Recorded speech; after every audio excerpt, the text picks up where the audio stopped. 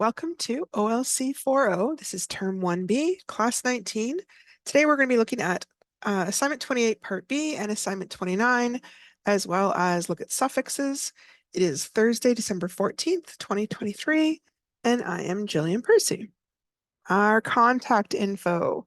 If you wanted to talk to me right now about the assignments we just discussed, 1-800-465-7144.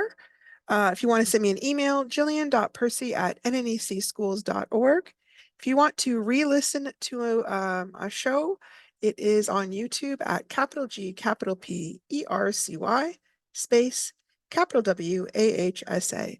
As well, I've done all the assignments through for Term 1A. So if you're ahead of where we are right now, you can go ahead and check some of those out on the Term 1A playlist, okay? If you send in work, please make sure to include your full name, the course name, the assignment number and name. If an assignment asks for both a rough and a good draft, please label which one is which and include them both. They aren't always marked the same, and I really, it's not a great idea for me to just kind of guess. If you need to take a photograph of an assignment, which happens sometimes, please send it as an attachment to your email.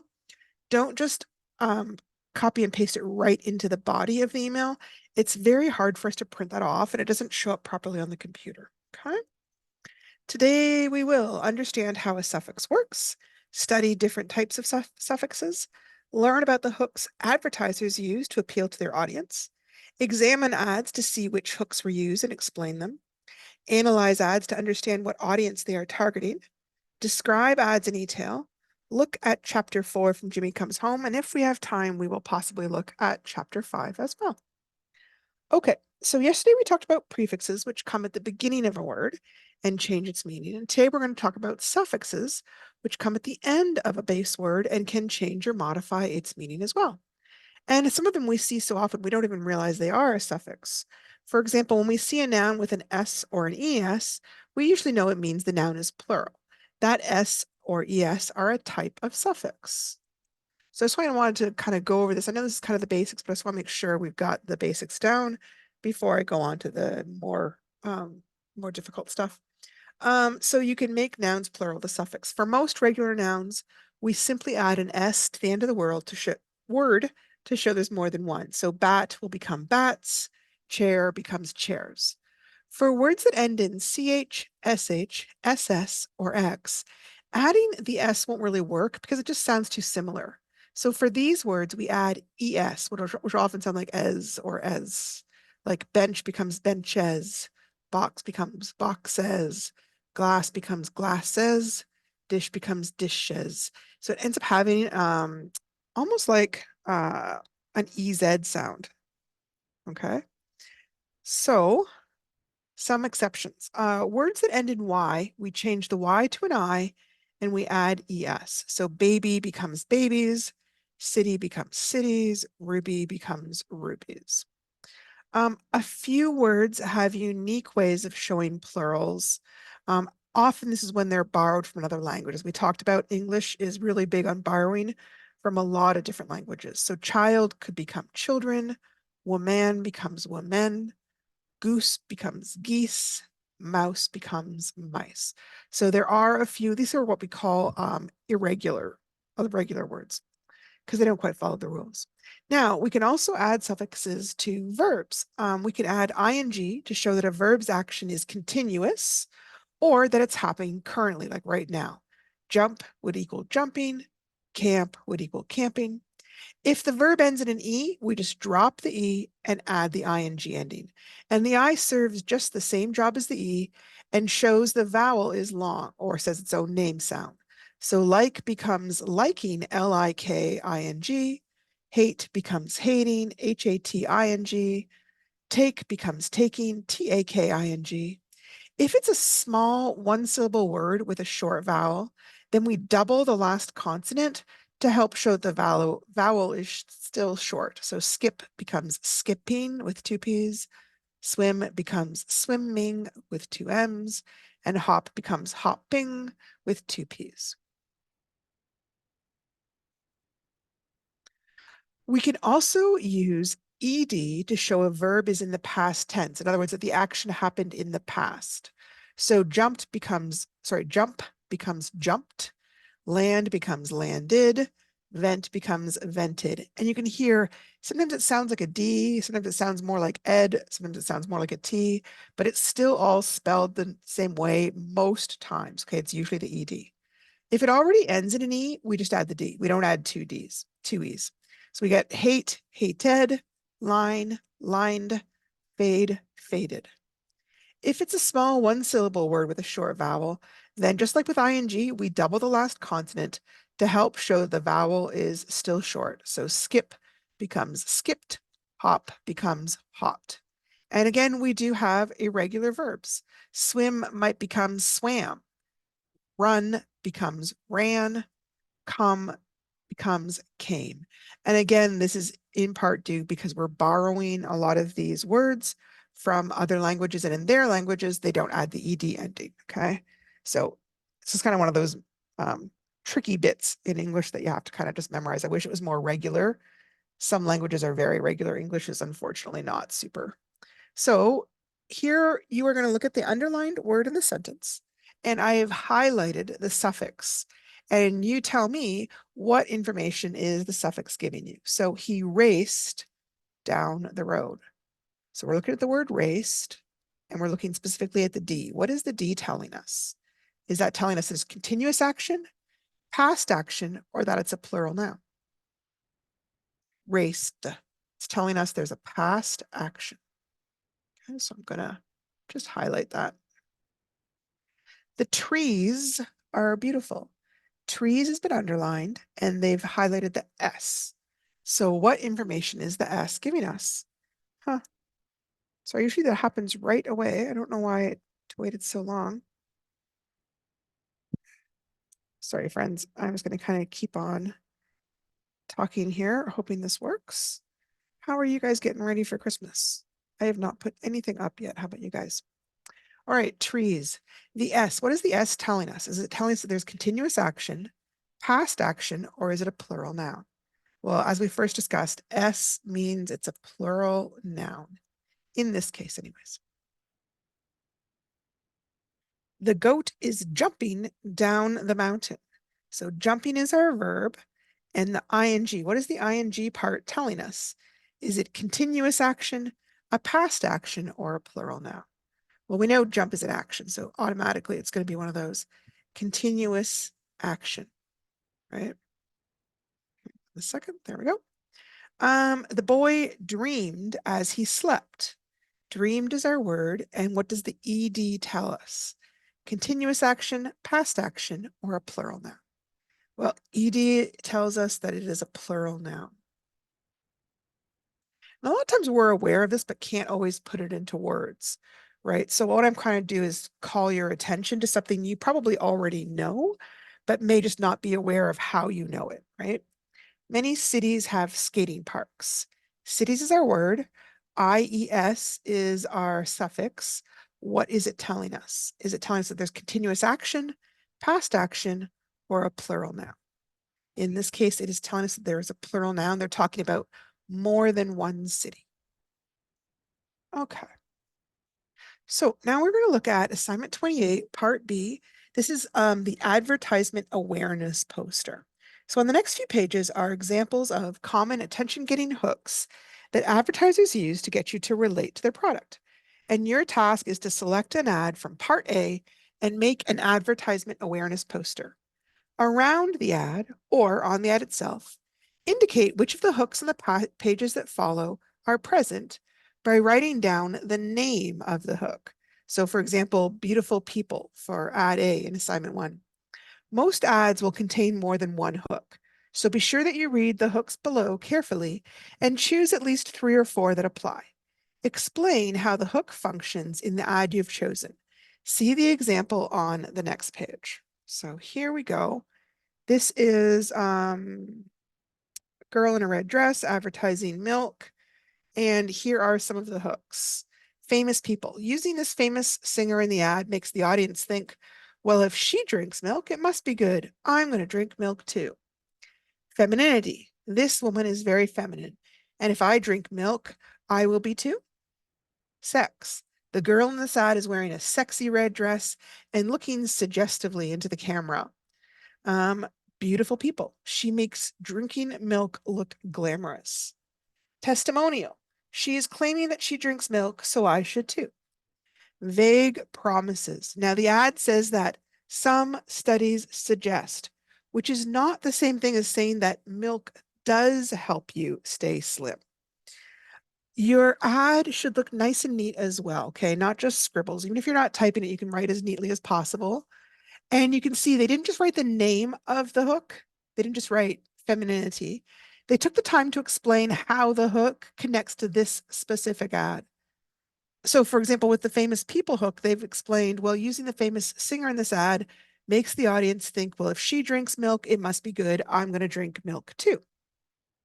Okay, so we're going to look at some of the hooks with some examples. And remember that most ads use multiple hooks within them to make them more convincing and powerful. So when you do your poster, you need to remember to list every type of hook that you can find that applies to your poster. And you're going to need to write a detailed description of how it specifically applies to your particular ad. So let's take a look at some of the ads we found. Big lies. These are exaggerated promises that are really impossible to deliver, such as this is Canada's best all-weather vehicle, which is similar to hype. More subtle examples include eating corn pops will make you as strong as an Olympian. What kind of Olympian? A gymnast, a biathlon, a swimmer? Strong how? Here's one where you see a person and they are uh, dropping an egg onto an open gas stove. There's no pan there. And in the corner, it says SEDEX, we trust us, we deliver it fast. And they're implying that you could order it, crack an egg, and before the egg falls, they will have a pan there in time, which obviously is not true, right? Because it would take what, less than 5 seconds for that to fall. There's no way. It's a big lie. They kind of know it's a big lie, right? They know that you're aware, but it's so outrageous that it's part of how they sell it. Okay, here we have cute. Children and animals always steal the show. Family and girl next door also fit this category. So here we have a cat that sort of has a man's head kind of superimposed on it. And the man's got a bit of a comb over, and it says, they don't like it any more than you do. And this is a pet hair tonic. And so the cat looks like a grumpy old man. So they're selling a specific pet product with this silly little pet. Emotional transfer is the process of generating emotions in order to transfer them to a product. For example, a Coke ad shows happy, beautiful people, but tells us nothing about the product. The point is to make you feel good and to transfer that feeling to the brand or product. This is the number one and most important process of media manipulation. And so here, Coke has used that. They've even said, whatever makes you happy. We've changed our packs and added easy to read, color coded nutritional labels. So now it's easier to choose the best Coca-Cola for you and your family. I love how they've mentioned nutrition with Coke as if those two things actually could happen together. And look how happy they are drinking their Cokes. My goodness, they're overjoyed. Maybe I will feel that happy too if I drink Coke. Here, sex sells without exception.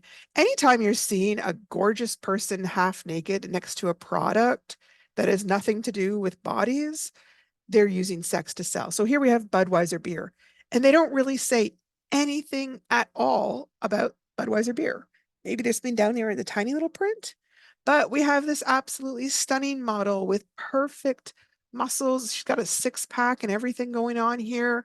And there's all sorts of implications here. There's one implication that's quite rude that I'm not going to say, but I bet if you're an adult, you can figure that one out. And the second one that's not quite so rude is like, if she drinks this beer, it must be a wonderful beer. And there's also the idea that you could drink a bunch of these beers and still have this kind of body, which I think is probably not true. Somebody who works out like this person obviously works out probably isn't drinking a lot of beer in their spare time, but that's just my idea. All right, let's take a look at the next one. Here, this is a Burger King ad. It says humor is often used because it makes us feel good and is more memorable. And notice how the majority of commercials on TV are funny. It's especially true for big things like the Super Bowl. They always try to make those ones long and kind of silly and funny.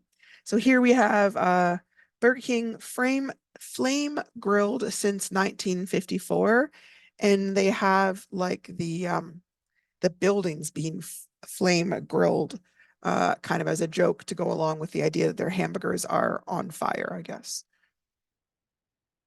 Here we have symbols. Symbols are easily recognized elements from our culture that generate powerful emotions such as flags and crosses.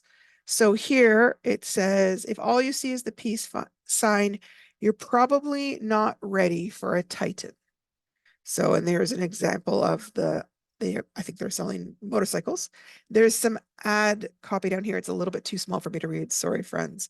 But they're using that symbol to appeal to people who know what it means, right? Hype, don't believe it. Be skeptical of exaggerated claims, such as Canada's favorite coffee. Statements like these are meaningful and vague, but sound good. Here's one. Look out. This is so overhyped. Cheat death. Palm wonderful. The antioxidant superpower. And then they have horrifyingly the drink, and then like a noose around the drink broken off as if you drink this kind of drink, you will be so powerful that you can escape all attempts to kill you, which is such a way over the top claim. I can't kind of believe how they got away with this one, to be honest. Fitting in is a very common technique that tries to influence us by stating that if everyone else is buying the product, so should you. This is often seen in beer commercials, which promote the big lie that everyone drinks, whereas really alcoholics are the main consumers of alcohol. This is the kind of thing where you might see like a whole crowd and they're all doing the same thing, like they're all drinking Cokes or they're all eating a chocolate bar. The idea being that so many other people do it that you should too. Here, this is based on fear. I find if you look at these ones were really, really common um, back in like between the 50s to the 70s. They're horrible, some of them. Um, it's not as common or it's more subtle now. But fear messages are directed at our insecurities, such as no one will like you if you have dandruff or bald people are losers. This is a very common technique, and extra attention is required to resist these messages. I find it still really there if they're selling any kind of um, body hygiene product for women.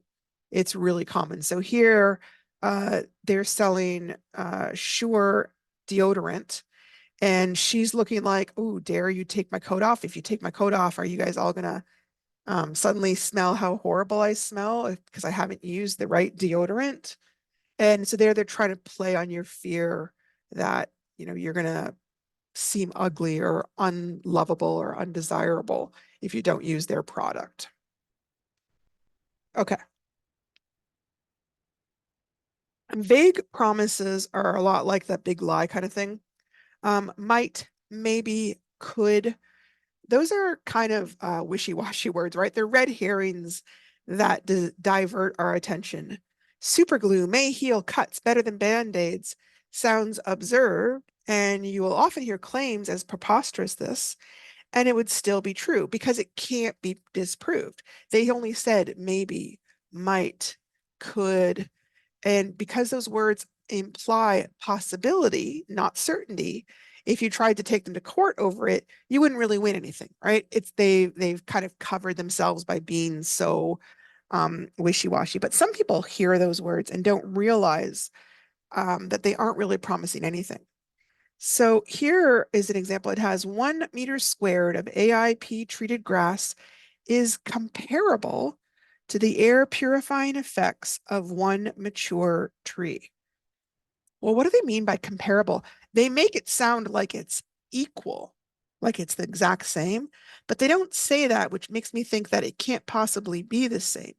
Anything could be comparable. It might be better, it might be worse. It's a weaselly word that's giving you the idea that it's the same thing, especially with the picture there, but it's so vague that they're really not promising anything. Testimonials. Those are statements by people explaining why certain products are great. Famous or plain folk or actors can do them. This is more powerful when someone we really like or respect endorses a product, such as Sidney Crosby or Tiger Woods. So here, this is an ad for California Closets, which is they sell drawers and shelves and poles and stuff to organize your closets. Um, and the lady here says everything was just perfect and exactly what we wanted. We're already getting another room done. And it's giving her name, Jennifer Norwell from Massachusetts, as if we could just go to Massachusetts and find this beautiful Jennifer. Anyways, because she thinks it's great, you should too, basically. Here we have famous people. This is, I think, more and more common. Celebrities make products appealing and attractive through association. A lot of times people make huge, huge, huge amounts of money by what's called product endorsement. So here we've got Jennifer Aniston from Friends, and it says living proof, stop the frizz, instantly frizz proof any style thanks to our patented mount molecule weightlessly blocks 100% humidity anytime. And she's not actually saying anything, but they're implying that she uses this to stop frizz, which is interesting because she has very straight hair. I don't know how much frizz she has. Whereas in the smaller picture, there's a girl with really curly hair, which is kind of the kind of hair that is more likely to have a lot of frizz. I don't know. And then over here, we've got Taylor Swift, and it says you could meet Taylor a winner daily. Buy a 30-ounce collectible cup for your chance to win. So she's advertising Diet Coke, and you buy Diet Coke, and you might get a chance to meet uh, Taylor Swift.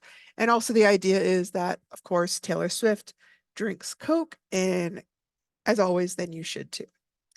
Beautiful people. These are usually used to glamorize merchandise, especially unhealthy products like alcohol, tobacco, or junk food.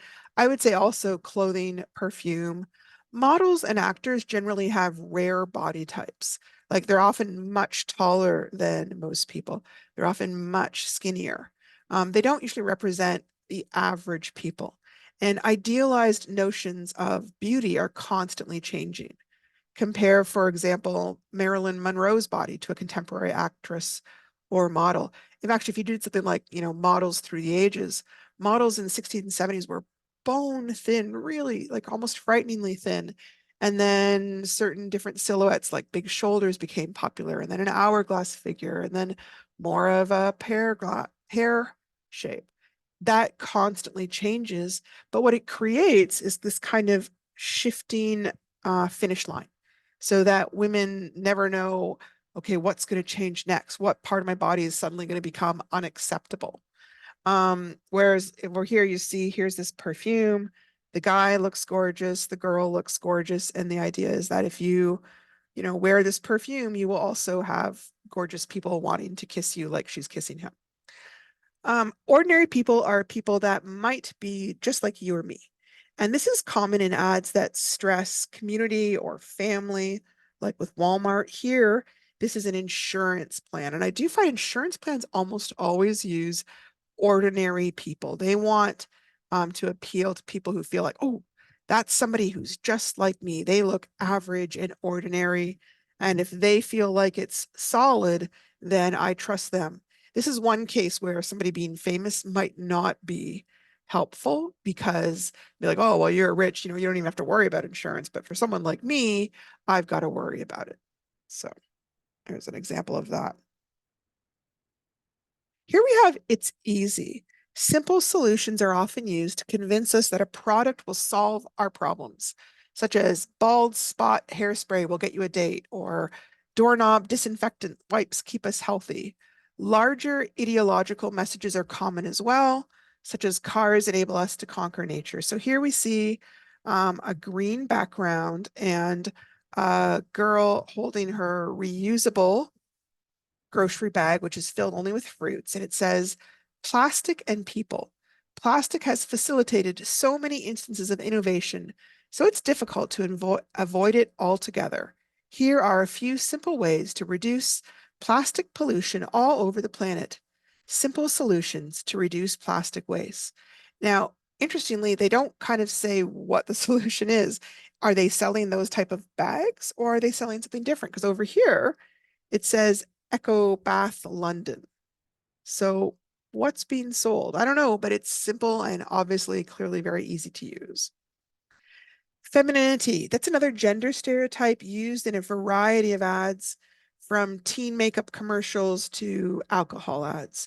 So here's an underwear ad, and you can see she's beautiful and dancing and well, sort of jumping, and they're using their femininity to sell the underwear, which actually is very ordinary underwear, which really anybody would feel comfortable wearing, but they've used a especially feminine person to do that. Repetition, that's tend to reiterate a sales pitch over and over again, like the phone ads that repeatedly display and enunciate the phone number to access their services. So here, style, style, style, modern, modern, modern. And the idea is like if you get a certain number of repetitions, that it will stick with you and you'll remember it better. Exotic. This is the appeal of the other, something outside of what would be ordinary to their audience, right? It could be a beach location, somebody from a tribe from Africa or something, anything different, unknown, unusual.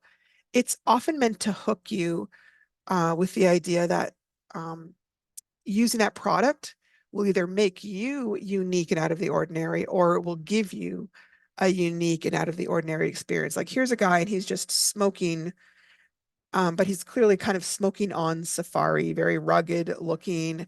He's got an old rusty Jeep, as if somehow smoking is going to transport you magically to the outback of Africa to have a safari. So it doesn't say that, but there's this, like the tagline, it's a whole new world. They kind of hint at it, right? Macho. Macho is generally used to appeal to males, but not always. It usually demonstrates masculinity and male stereotypes. They're really common in military, tobacco ads, and again, smoking ads. This one, for example, again, Camel says, every inch a man smoke. And here you have a very macho looking guy, even says his name. He's a Coast Guard and he's smoking. So healthy, strong. He's a hero and he still smokes. So you can also be like him and be a hero. Over here, we've got a truck and their tagline is a tough way to go trucking. And then they do their kind of selling points, but you can see there are some women, but they're dressed very down to earth, very tough. They're not in a city, right? There's dirt, mud.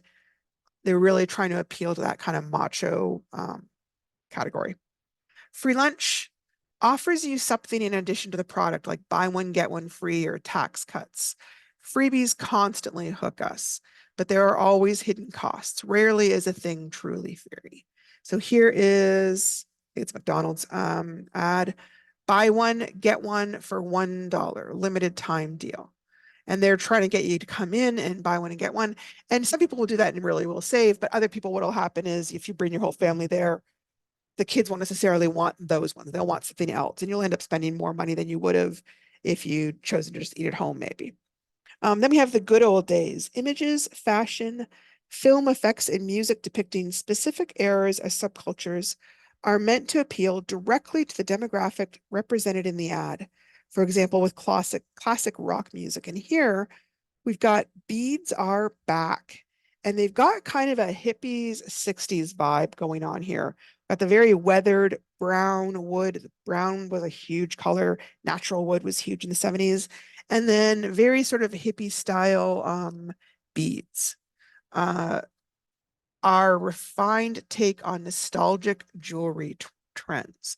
So this is aiming for people often who were alive during the first time and might want to kind of relive the youth. It also appeals to some people who are younger who feel like they don't quite fit into this society or these current trends and wish they were born at a different time frame, right? Flattery. Flattery is used to make you feel good about yourself as a consumer and that you're making the right choice when you choose a product. Smart people like you always buy premium aquariums when purchasing exotic fish. So here we have a guy sitting. He's kind of sitting on the ad, which is kind of, I gotta say, that is cool. And the ad line says, smart ideas for smarter cities. Sitting on a smart idea for your city, share it at. And then there's like a little place where you can share your great idea, and it's IBM. And the idea being that smart people buy IBM products, right? Social outcasts, that generally represents a put down or a demeaning comment about a competing product, cultural group, another politician. That's really common in political ads. This is not limited to ads, but is common in propaganda as well. So I actually grabbed this one. This is a propaganda ad from World War One, and they're trying to encourage the men to enroll in the army, right? And it says, what will your answer be when your boy asks you, Father, what did you do to help when Britain fought for freedom in 1915? Enlist now. And the idea is, you as a dad are going to be ashamed to tell your boy, I didn't do anything. I didn't fight, but everybody else fought. So they're trying to make you feel like if you don't do this, you're a terrible person, and other people, like your children, are going to look down on you. Surrealism. Commercial media employ some of the brightest minds of the media world, and they often require cutting edge artists to keep their material fresh. Now they've got here MTV. I don't know, is MTV even a thing?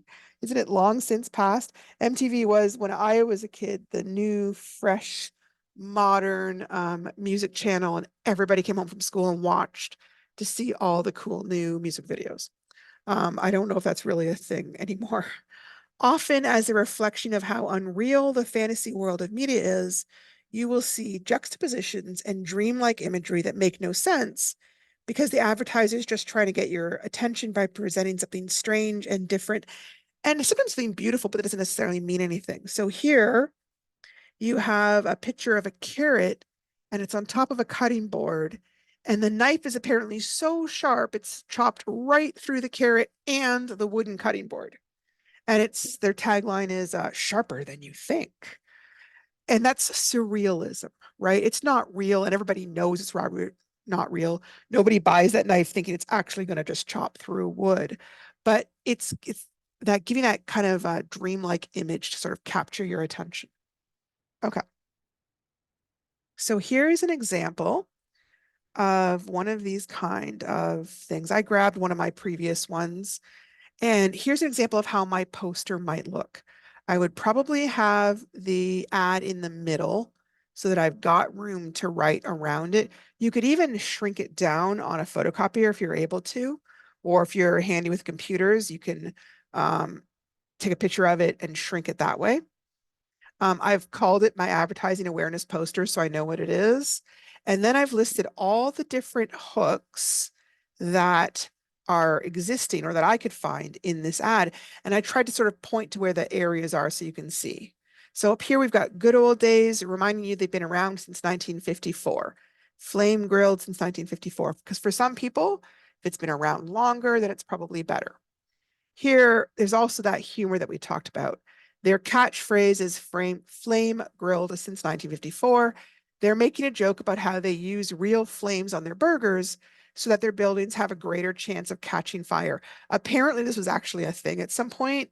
They actually did have buildings burning down much faster or more commonly than other fast food joints because they did use real fire in their kitchens. I'm not even sure if they do still. Repetition. The phrase freshly made for you is repeated several times. I don't know if you can see it, 'cause it's kind of small, but on these little food pictures, they keep saying freshly made, freshly made, freshly made. Here, ordinary people, blue collar workers like firemen, are rescuing this business, maybe because they also like to eat here. So it's kind of giving a little hint that you'll feel comfortable there. You'll be a hero if you eat here. Macho. Firefighters are thought of as very tough macho guys. Eating here is good for macho guys, right? They're kind of subtly going, you know how fast food is thought of as very unhealthy, but of course, who's in better shape than firefighters? Well, if firefighters can eat our food, then it's good enough for you guys too, right? That kind of idea.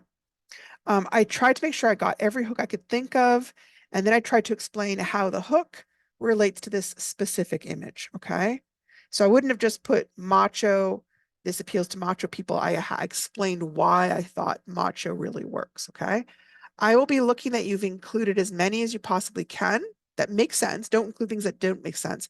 Like I wouldn't put femininity here. There's not a single girl in here. There's nothing particular that they're selling about femininity. I'm also looking for how good your explanations are, if they make sense. If you just write a word or two, then you're not going to get very good marks because you haven't gone to the effort of explaining it well. Here is a rubric that shows you what I will be looking for. Okay.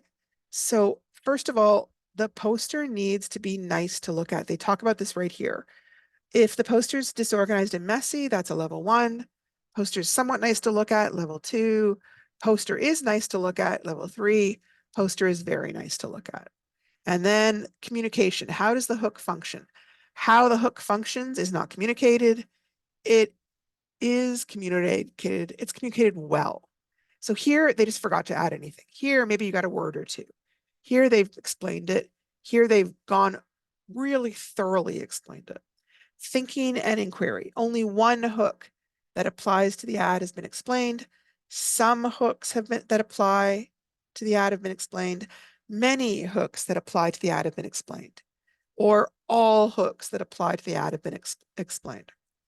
Applications. The hooks are not relevant or accurate to the ad. Hooks are somewhat accurate and relevant to the ad. Hooks are accurate and relevant to the ad. Hooks are extremely accurate and relevant to the ad. Knowledge and understanding. Explanation of the hooks demonstrates limited understanding. Explanation of the hooks demonstrates some understanding. Explanation of the hooks demonstrates good understanding, or the explanation of the hooks demonstrates excellent understanding. So here, when you're explaining things, I'm looking for you're thorough, like you've used as many hooks as apply. You're explaining them very clearly. They are all relevant or accurate. You haven't just thrown some on that don't make any sense because you wanted to have more on your page. You've explained very well to demonstrate your understanding. So that is the big thing I'm looking for with these. Okay. Okay, here we are. We're going to move on to assignment 29.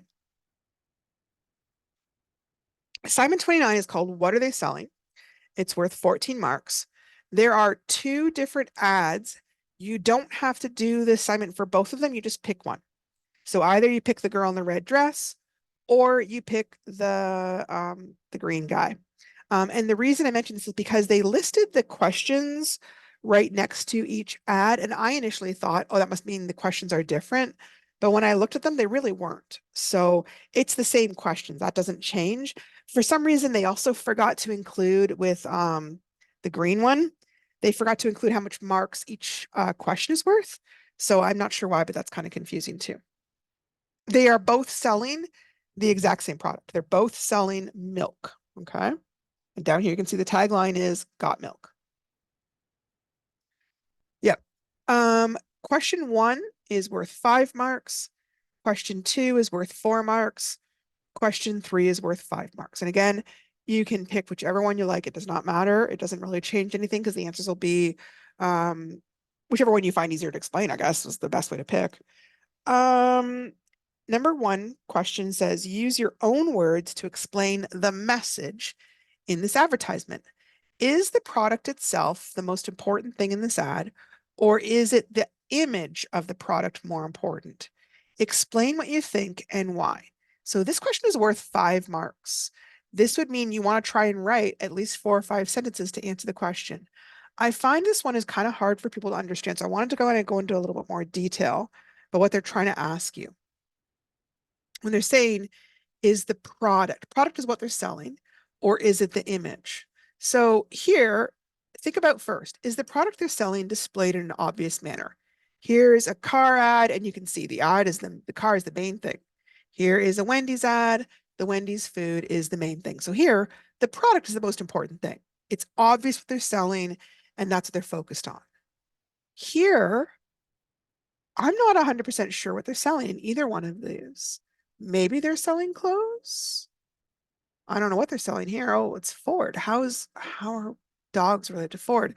So here, they're looking for a certain type of feel, like how the picture makes you feel or think, even if you don't really know what the product even is.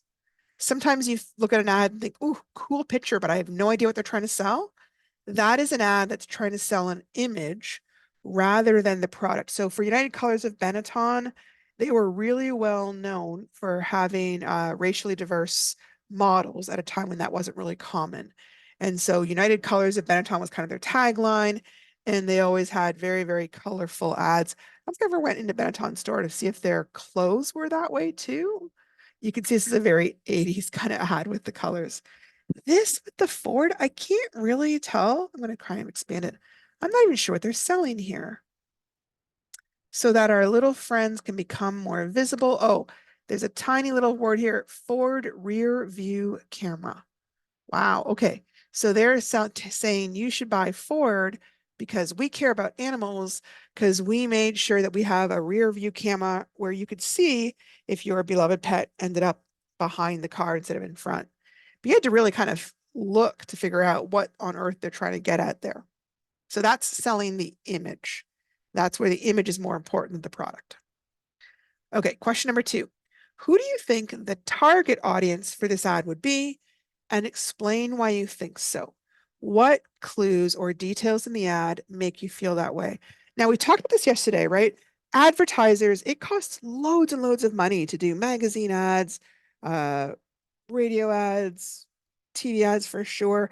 So they want to make sure it's worth their time. So they are very specific about who they're trying to reach and who they think it will reach. So a target audience might include they're aiming at a specific gender or a specific age group, specific income levels, specific hobbies, interests, or lifestyle, or have specific hooks they really respond to, like looking tough or feeling beautiful. And remember, we were talking yesterday about the Heinz commercial with Ed Sheeran in it. And I was saying, like, my mom uses Heinz ketchup, but that commercial would not do anything for her because she has no clue who Ed Sheeran is and no interest in who Ed Sheeran is. She's not the target audience, right? She's too old. She's not the cool level of listening to that kind of music, that sort of thing. She's not who they're trying to aim for. So think about with the ads that you've got, who are they trying to sell to? Take a quick look at them. Who who would find this ad appealing? Think about gender, age, income, lifestyle. Same thing here. Who are they trying to sell it to? Think about the product. The product is milk. So think about who would they try to be selling milk to? Okay. Question 3, write a paragraph containing at least 4 sentences to describe what is pictured in the ad so that a person who cannot see the ad can envision it. Make sure that your description paints a picture for your reader that includes the mood or general feeling of the ad as you see it. What do they mean by paint a picture? They're trying to convey the idea that you're going to describe something so well that people can literally picture it in their minds. They can almost feel it, right? They can create a movie basically because you've described it so well. So remember that adjectives can describe opinion or quality, things like horrible or pointy, size, age, color, number or amounts, origin or source, materials, shape, and you can describe the whole object or a person or individual parts of it. So if I was looking at, for example, this girl, I could describe the whole thing, or I could describe her hair. I could describe the dress. I could describe this image here of the broken glass, right? And where is, no. Okay. You can also use words that describe the mood or the atmosphere or the feeling of the picture. And that's a little bit harder sometimes because it's sort of intangible. It can be hard to point to what details are making you feel that way. Maybe it feels dark and edgy or bright and hopeful. Maybe it feels kind of nostalgic. Maybe there is a country feel to it, like lots of corn in the background or something. Maybe there's an urban city vibe, lots of skyscrapers in the picture, cozy or quaint. Maybe it's modern and upscale. Could be expensive, or maybe it's really cheap. Could be sexy, ugly, bleak, or pretty and romantic.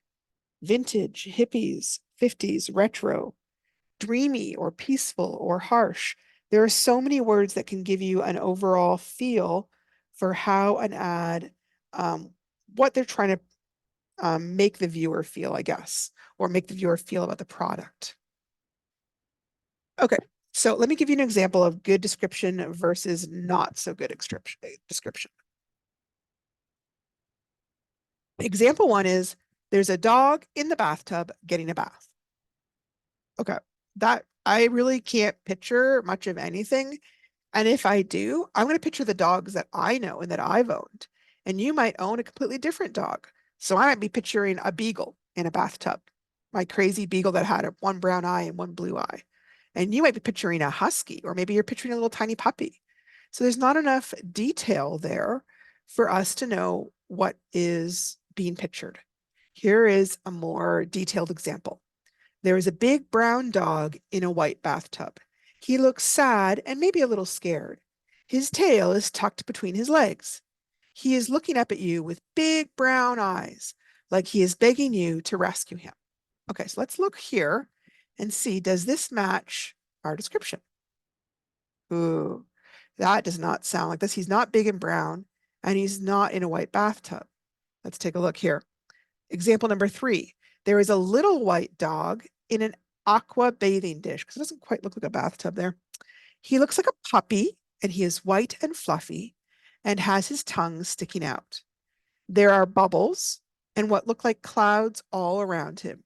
He looks peaceful and happy. So clearly, this picture goes with this description. So let me see if this one has.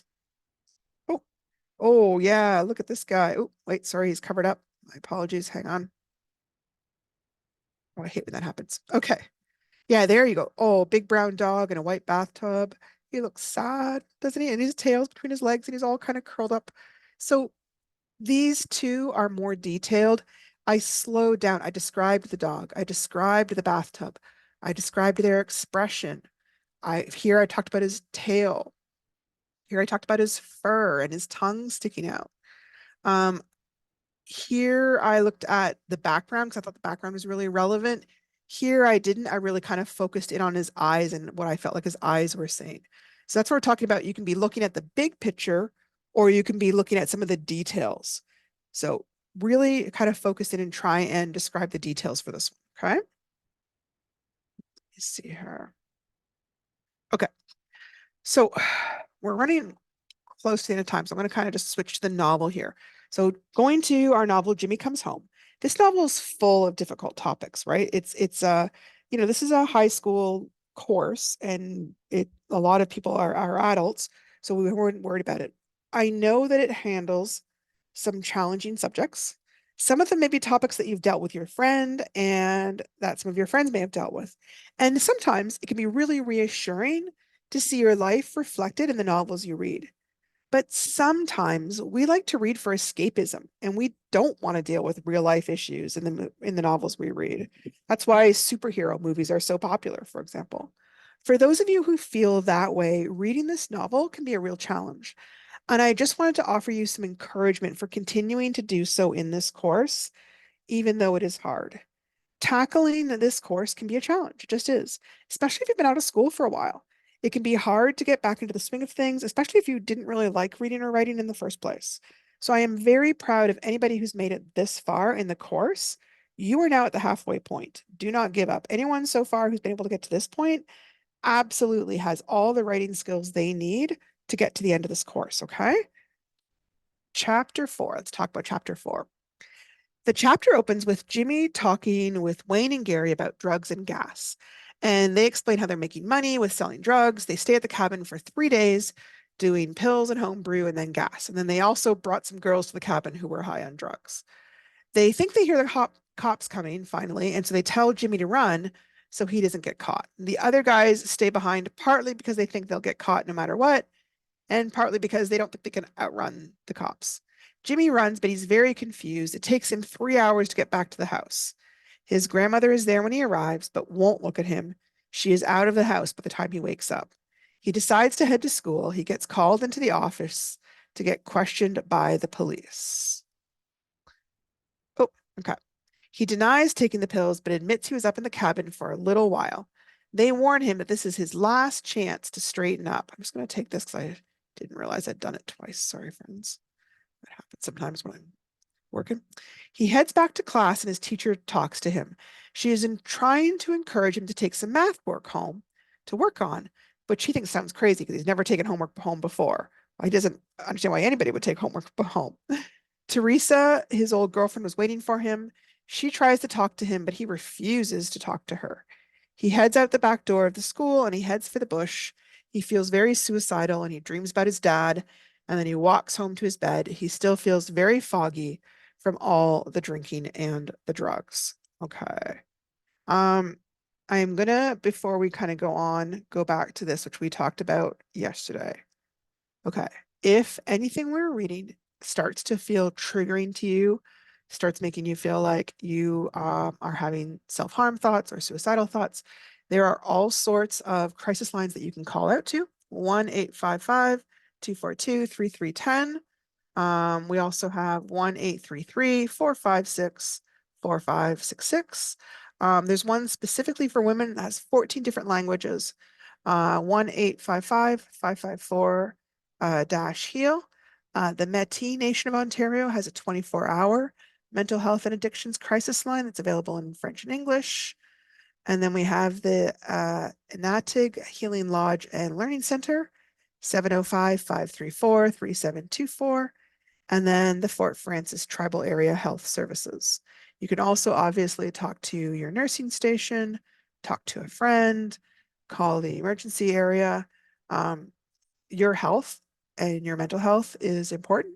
And if you find anything you're reading triggering, please, please, please reach out to somebody and ask for some help, okay? We are at the end of our hour. I will not be yet. Tomorrow's Friday. So we will be back again on Monday and try to get a few more things done. We're not quite done. No, yeah, I think we might be done unit 2 at this point. So I think on Monday we start unit 3. Thank you so much for joining us. If you have any questions, give me a phone call from 4 to 6.